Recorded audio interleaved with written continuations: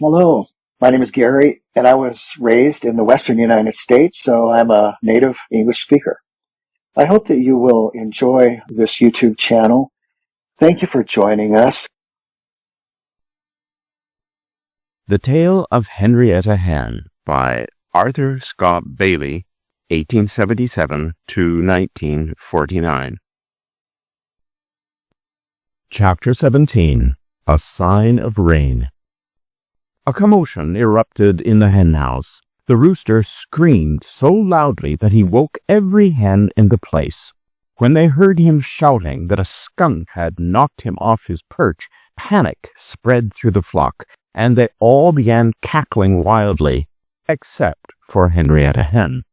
She knew perfectly well there was no skunk. "Don't be ridiculous. Oh, pardon me. Don't be a gander," she snapped at the rooster.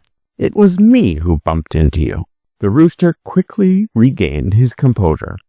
"Settle down, ladies," he called to the hens. "There's no danger. It was all a slight misunderstanding." He tried to act as if he hadn't been terrified, though he clearly had been. Now he was a bit nervous about Henrietta. He suspected a scolding was coming. "If you had answered me when I spoke to you, I wouldn't have climbed down in the dark," she said sharply. "When I came to your perch to check on you, I accidentally bumped into you, and you mistook me for a skunk. You owe me an apology, sir." The rooster was relieved. It was still dark, as his face burned with embarrassment. "You have my apologies," he said. "I didn't realize it was you. I had just been woken from a sound sleep." "Sound sleep indeed," Henrietta sniffed. "You had been crowing just moments before. It was your crowing that woke me." "Fair enough," the rooster admitted, "but I fell asleep again right after." "Then you must be unwell," Henrietta retorted. "I've never known you to fall asleep again once you've started crowing in the morning." "But it's not morning," the rooster replied. "It's still early night, barely an hour since sunset." Henrietta blinked, stunned. "I did think the night felt unusually short," she muttered. The rooster found this hilarious. "Ha ha," he laughed. Turning to the hens, he chuckled. "Henrietta thought it was morning. She probably would have marched out into the yard if the door weren't shut." The other hens, as always, chuckled along. If there was one thing Henrietta couldn't stand, it was being laughed at. "Don't be absurd," she snapped. "Why wouldn't I think it was morning when you crowed right in my ear?" "And do you know why I crowed?" the rooster asked smugly. Without waiting for her answer, he continued. "I crowed to warn Farmer Green that it's going to rain tomorrow." Henrietta, as expected, had the last word. "In that case," she retorted, "I suppose you squawked to let him know there was a skunk in the henhouse." Chapter 18. In Need of Advice. Henrietta Hen was uneasy. There was something on her mind that seemed to trouble her. She no longer walked with her usual dignified presence around the farmyard. Instead, she spent most of her time sulking, and no one could figure out why.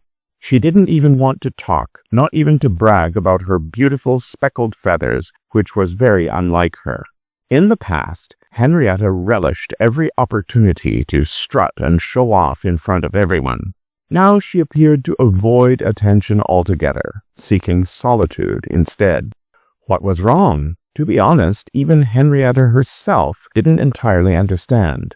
All she knew was that she was facing a terrible problem, one she dreaded to share with anyone.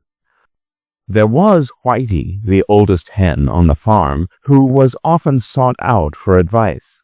Even Henrietta had consulted her in the past. But this issue felt too personal to bring up with another flock member. If only there had been someone outside the farmyard she could turn to for help. Unfortunately, she couldn't think of anyone. That is, until she overheard the Muley Cow talking about Aunt Polly Woodchuck. According to the Muley Cow, Aunt Polly was a skilled herb doctor with remedies for every ailment imaginable. "I'd like to meet her," Henrietta Hen said, "but I can't go all the way up to the pasture under the hill." "Could you make it to the end of the lane?" the Muley Cow asked. "Yes, I could," Henrietta replied.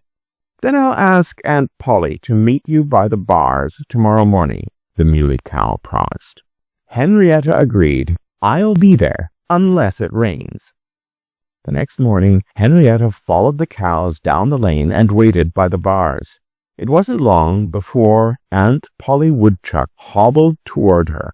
Despite being quite old and a little stiff, Aunt Polly moved with surprising energy, her eyes as bright as buttons. Henrietta quickly noticed that Aunt Polly was delightfully old-fashioned.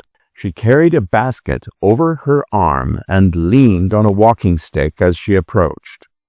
"Well, well, dearie, here you are," Aunt Polly greeted her warmly. "The Muley Cow tells me you're not feeling quite yourself. Come now, tell me what's troubling you. I'm sure I have just the thing in my basket to make you feel better." Chapter 19. Aunt Polly Helps. Somehow, Henrietta couldn't help but like Aunt Polly Woodchuck, despite her old-fashioned appearance. There was something about her, a reassuring presence, that made Henrietta want to share her troubles.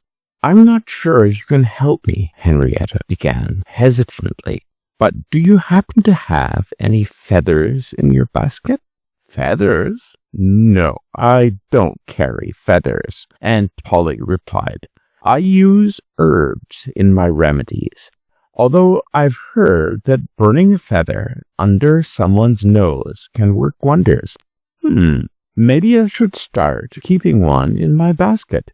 "One feather wouldn't help me," Henrietta said with a heavy sigh. "I need a lot more than just one." "Oh, you do?" Aunt Polly asked with a curious tilt of her head. "Yes," Henrietta admitted. "Half my feathers have fallen out.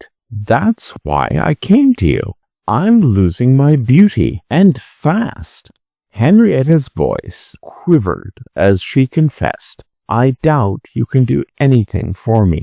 Soon I'll look absolutely dreadful, and with winter coming, I don't know how I'll keep warm with my feathers." To Henrietta's surprise, Aunt Polly remained remarkably calm. Henrietta had expected a dramatic reaction, perhaps an exclamation like, "Goodness gracious!" or "Mercy me!" But Aunt Polly simply set her basket down, adjusted her spectacles to the tip of her nose, and leaned in to inspect Henrietta closely. Aunt Polly's eyes scanned Henrietta from head to toe, and then she gently tugged at one of Henrietta's feathers.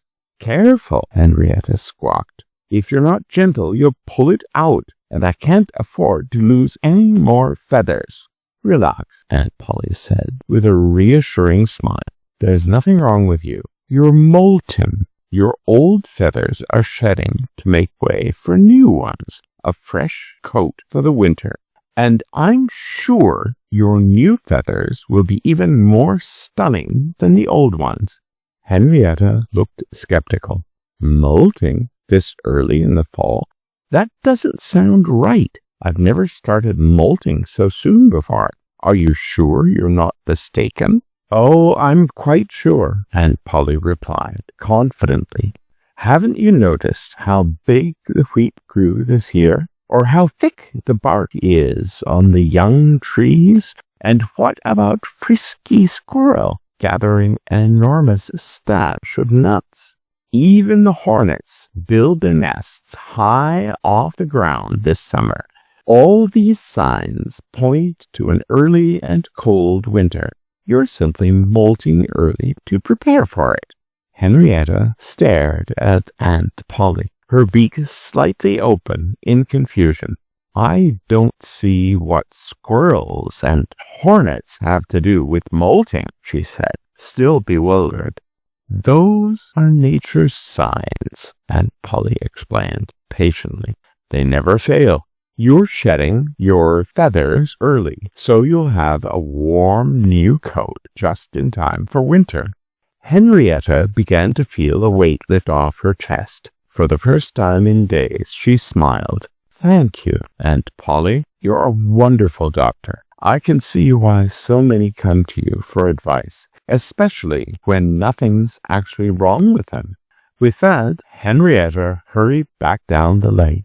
She was still wary of hawks and preferred the safety of the farmyard, but she felt much better knowing that her feathers and her confidence would soon be restored.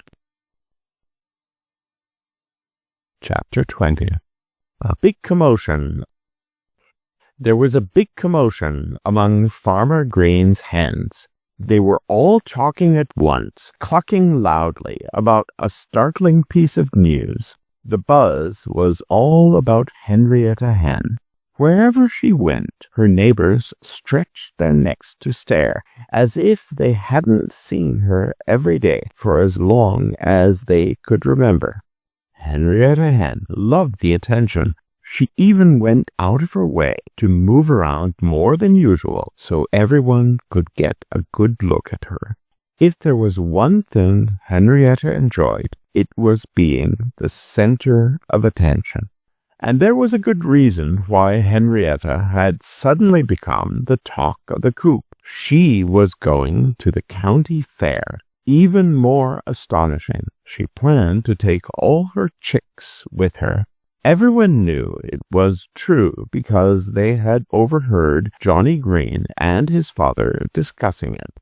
Naturally, the hens bombarded Henrietta with questions. When was she leaving? How long would she stay? What would she do there? Would she wear her best feathers if it rained? The questions seemed endless.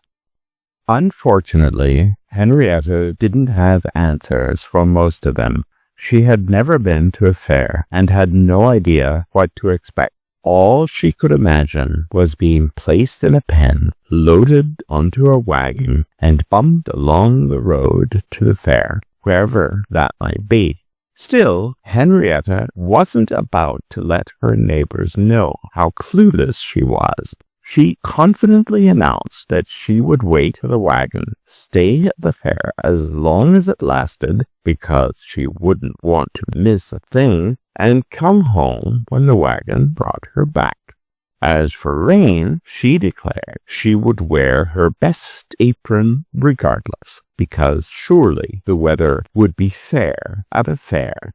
Old Ebenezer, the horse, chimed in with advice. "Make sure you watch the races. They're the best part of a fair," he said. "Back in my younger days, I even raced in them. Nothing else at a fair is worth your time." "What about the poultry show?" Henrietta asked, curious. She didn't know what a poultry show was, but had heard Farmer Green mention it. "I never paid attention to it," Ebenezer replied. "I didn't compete in poultry shows, but I guess it might be interesting to you." Henrietta Hen gave a smile. Turning to Polly Plymouth Rock, who was standing nearby, she whispered, "I doubt he even knows the difference between a race and a poultry show. If he ever went to a fair, I bet he just stood outside the fence." Polly cackled in amusement, but then said something that ruffled Henrietta's feathers. "Are you going to bring that duckling you hatched by accident?" Polly asked with a grin. "Absolutely not," Henrietta snapped. "And please, Miss Plymouth Rock, don't bring that up again. I'm going to the fair to mingle with strangers, and I can't have them knowing about that little mishap, not for anything." Chapter 21. Heading to the Fair. Henrietta Hen felt like the time for the fair would never arrive. She had been talking about it so much, especially about taking her children, that it would have been embarrassing if she didn't go. So when she heard the sounds of hammering and sawing coming from the workbench near the wagon shed one day, she was thrilled. To her, it was music. It could only mean one thing. Farmer Green and his son were building a pen to take her and her family to the fair. Word spread quickly, and Henrietta made sure of it. She told everyone she met that she could leave at any moment. She even started saying her goodbyes to her friends.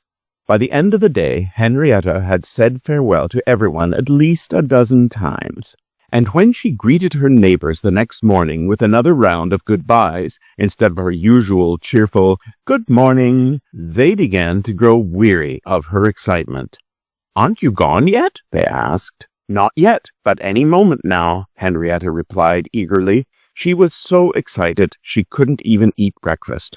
Luckily, her chicks had no such problem. As they busily ate, Henrietta kept herself occupied by ensuring they stayed neat and tidy for the trip. While keeping an eye on her children, Henrietta also kept watch on the barn. After what felt like hours, she saw Johnny Green lead the old horse, Ebenezer, out of the barn, fully harnessed. Forgetting all manners, Henrietta ran across the farmyard, squawking, "Ebenezer, where are you going?" "I heard I'm going to the fair," Ebenezer replied as Johnny hitched him to a wagon. "In the past, I would have pulled a sleek buggy with a light cart behind, but now I'm stuck hauling this creaky old wagon for you and your family."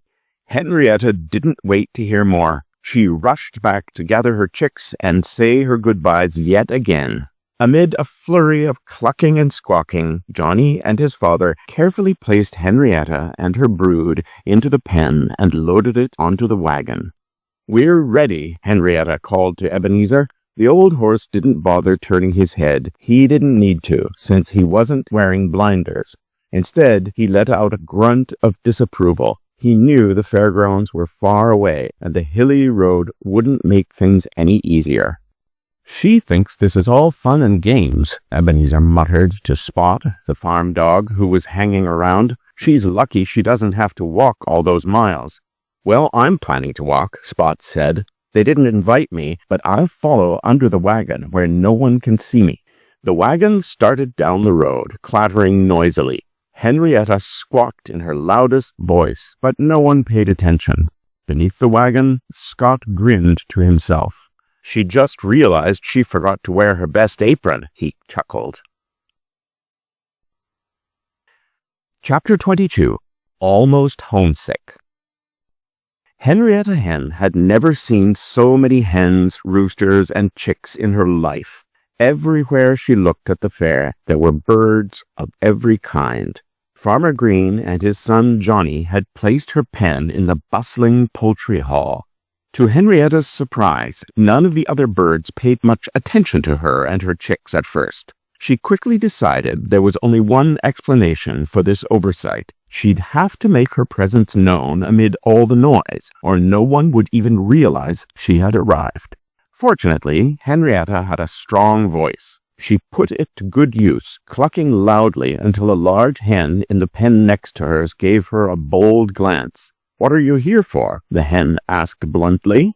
"I'm here to win the first prize," Henrietta declared confidently. She had paid close attention to Farmer Green and Johnny's conversation during the trip and already had an idea of how fairs worked. Her neighbor let out a loud laugh. "I don't see how you expect to win," she said with a sniff.